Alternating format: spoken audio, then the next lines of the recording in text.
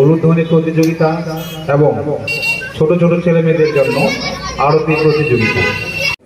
প্রসঙ্গে একটি ঘোষণা, আমাদের যারা ভলেন্টিয়ার রয়েছে তোমাদের উদ্দেশ্যে বলা, তোমাদের এখনই আমাদের কমিটিতে সকলকে শারদীয় শুভেচ্ছা জ্ঞাপন কৰিছোঁ।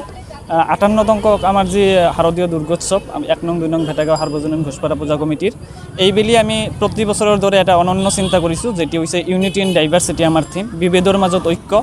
আৰু এই বিভেদৰ মাজত ঐক্য থিমৰ জৰিয়তে মই সমগ্ৰ পৃথিৱী তথা ভাৰতবৰ্ষ অসমৰ সকলোকে যি আমাৰ একটা ঐক্যবদ্ধ সুন্দৰ সমাজ গঢ়িব পাৰি, য'ত জাতি ধৰ্ম বৰ্ণ ভাষাৰ নামত বিভাজন নাথাকিব আৰু আমাৰ সংবিধানে যে অধিকাৰ দিছে ভাৰতবৰ্ষৰ সেই অধিকাৰ সম্পূৰ্ণৰূপে সাব্যস্ত হ'ব।